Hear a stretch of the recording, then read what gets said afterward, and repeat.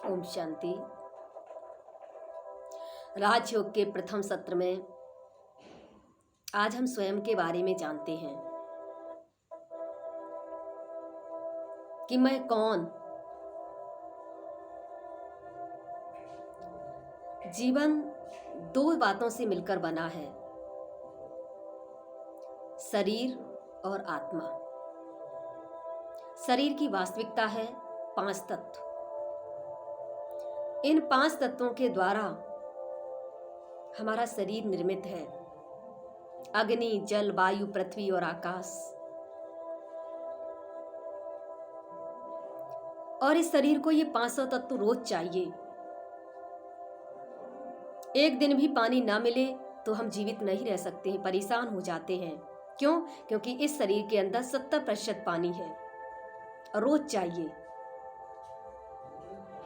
अगर एक दिन भी, 1 घंटे भी नहीं देंगे तो भी नहीं चल सकता है। और इस शरीर को पानी ही क्यों चाहिए? क्योंकि इस शरीर के अंदर 70% पानी ही है। इसकी जगह पर अगर हम डीजल, पेट्रोल, केरोसिन इस्तेमाल करना चाहें तो नहीं चल सकता है। तो जब हम प्यास के रूप में महसूस करते हैं तो पानी पीना शुरू करते हैं, लेकिन ये सोचकर नहीं कि कितना पीना है। जैसे ही पूरा होता है लेवल, वैसे ही हम गिलास को छोड़ देते हैं। उसी तरह इस शरीर को चलाने के लिए ऑक्सीजन चाहिए। ऑक्सीजन के बिना हम जीवन नहीं जी सकते और ऑक्सीजन की जगह पर कोई दूसरी गैस भी प्रयोग में नहीं कर सकते हैं। क्यों? क्योंकि इस शरीर के अंदर ऑक्सीजन है। इसीलिए प्रकृति ने भी हर देश में, हर जगह ये 5 चीजें बराबर दी हैं, एक जैसी दी हैं। कुदरत ने मेरे साथ कोई भेदभाव नहीं किया है। वैसे ही आत्मा के 7 गुण हैं और 7 गुण उसको चाहिए। इसीलिए आत्मा को सतोगुणी कहा जाता है। और आत्मा के वो 7 गुण हैं: आध्यात्मिक ज्ञान, पवित्रता, प्रेम, शांति, सुख, आनंद और शक्ति। इन 7 गुणों का पुंज आत्मा है और आत्मा को ये 7 गुण चाहिए, आवश्यकता है उसको। जैसे शरीर 5 तत्वों के बिना नहीं चल सकता, ऐसे आत्मा भी 7 गुणों के बिना नहीं चल सकती। तो सबसे पहले उसमें आता है ज्ञान, आध्यात्मिक ज्ञान। आज हर एक को जरूरत है और देखा गया है कि संसार में इतना सारा ज्ञान होने के बाद, इतने सारे ज्ञान की पोथियां होने के बाद भी हम भगवान के दर में जब भी जाते हैं तो एक ही शब्द कहते हैं कि हे प्रभु आनंद दाता, ज्ञान हमको दीजिए, अंधेरे से प्रकाश की ओर ले चलो। आज व्यक्ति के पास ज्ञान बहुत है, लेकिन उससे भी कई गुना ज्यादा उस ज्ञान का अहंकार आ गया है, जिससे उजाला नहीं है, जीवन में प्रकाश नहीं है, समझ नहीं है, अहंकार बढ़ गया है। तो आध्यात्मिक ज्ञान हमें आत्मा के अंदर की शक्ति को जागृत करता है। दूसरा है पवित्रता। आज हर रिश्ते में पवित्रता बहुत जरूरी है। बिना पवित्रता के कोई भी रिश्ता चल नहीं सकता है। जैसे 2 दोस्त होते हैं और उनके बीच में अगर कुछ हो जाता है, लोग कहते हैं आप तो बहुत अच्छे दोस्त थे, फिर क्या हुआ? तो कहेंगे कि उसका मन साफ नहीं था, अंदर कुछ बाहर कुछ था, इसलिए हमारा उनका रिश्ता नहीं चल पाया। तो हर क्षेत्र में आज शुद्धता और पवित्रता चाहिए। मन, वचन, कर्म तीनों ही पवित्र चाहिए। तीसरा है प्रेम। कहते हैं प्रेम से पत्थर भी पिघल जाता है। प्रेम के बिना जीवन सूखा माना जाता है। आज सबको प्रेम चाहिए। इसीलिए जब इंसानों से प्रेम नहीं मिलता है तो हम भगवान के सामने खड़े होकर कहते हैं कि तू प्यार का सागर है, तेरी एक बूंद के प्यासे हम। आत्मा को प्रेम चाहिए और आज सभी खाली हैं। बाप चाहता है कि बेटे से प्रेम मिले और बेटा चाहता है कि बाप से मिले, पिता से मिले, लेकिन दोनों ही खाली हैं। सास चाहती है बहू से मिले, बहू चाहती है सास से मिले, लेकिन दोनों ही खाली हैं। कौन किसको दे? इसीलिए परमात्मा से कहते हैं कि मुझे प्रेम चाहिए और प्रेम दो।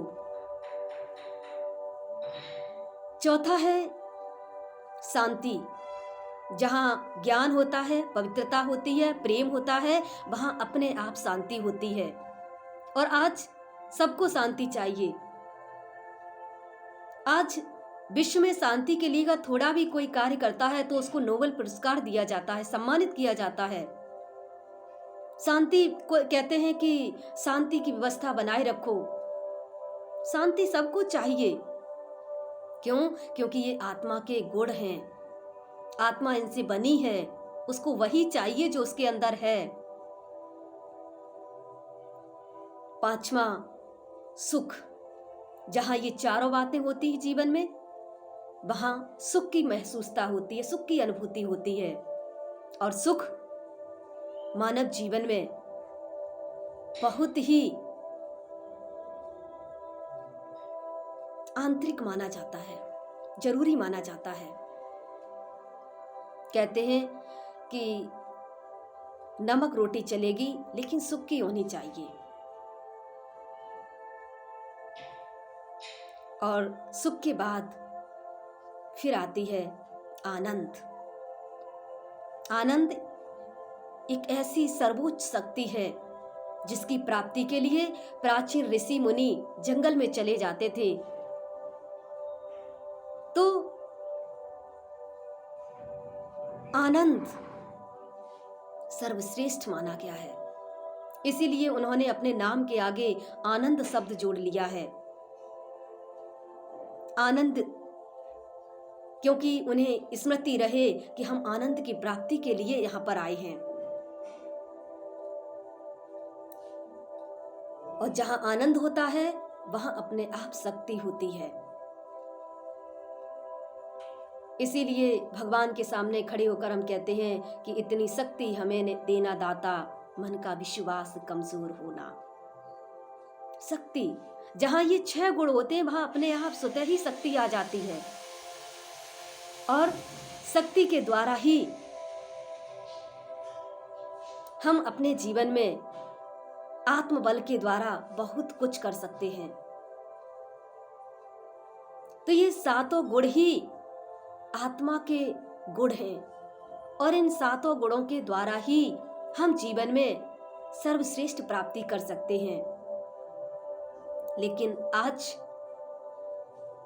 वर्तमान समय में देखा जाए तो ये 7 गुण ही आत्मा के मर्ज हो गए हैं, क्योंकि हम शरीर को देखते हैं और शरीर तक ही सीमित हैं। आत्मा को कहा जाता है चैतन्य शक्ति, इस शरीर को चलाने वाली एक एनर्जी, पावर।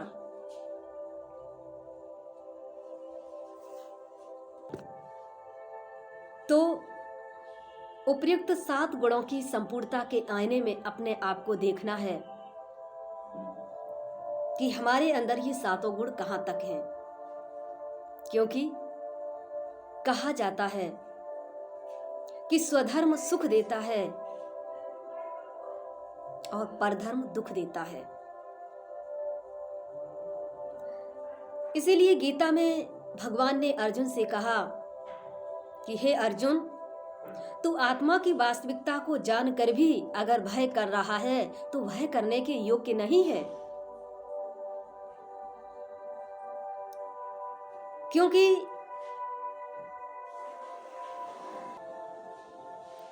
ये 7 गुण ही आत्मा का स्वधर्म है। और कहते हैं स्वधर्म सुख देता है, परधर्म दुख देता है। परधर्म दूसरों के द्वारा दिया गया, तो परधर्म में हमेशा दुख ही महसूस होता है। और परधर्म क्या है? ये बुराइयां, विकार, विकृतियां, इन्हीं विकृतियों ने आज मानव का जीवन इतना दुखी, हताश और निराश कर दिया है।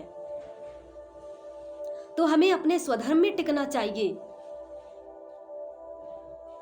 स्वधर्म में रहकर ही हमें इन सातों गुणों की महसूसता होगी।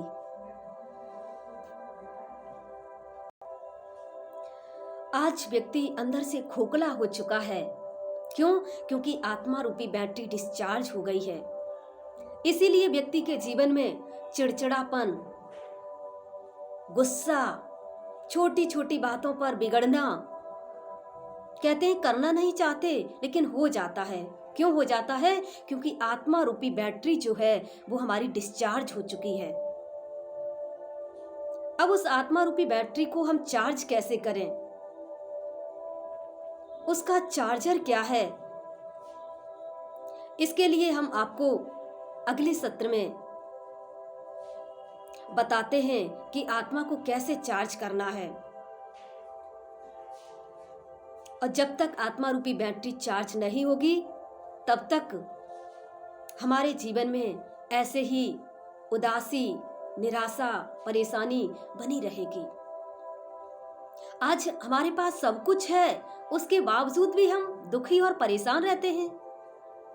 जैसे हम एक आपको उदाहरण अपना देते हैं कि एक व्यक्ति के सामने हम खड़े थे तो कुछ देर पहले वो व्यक्ति सोच रहा था कि क्या करूं, मैं अपने परेशानियों से इतना तंग आ चुका हूं कि सोचता हूं आत्महत्या कर लूं ताकि ये सारी परेशानियों से जीवन में दूर रह सकें।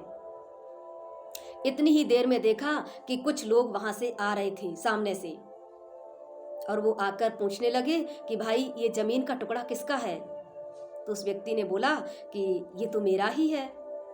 तो कहा कि अगर आपकी इजाजत हो तो इसको मैं शोध के माध्यम से पता चला है कि यहाँ पर बहुत सारा तेल है, अगर आप चाहें तो हम यहाँ पर इसका पता लगा सकते हैं।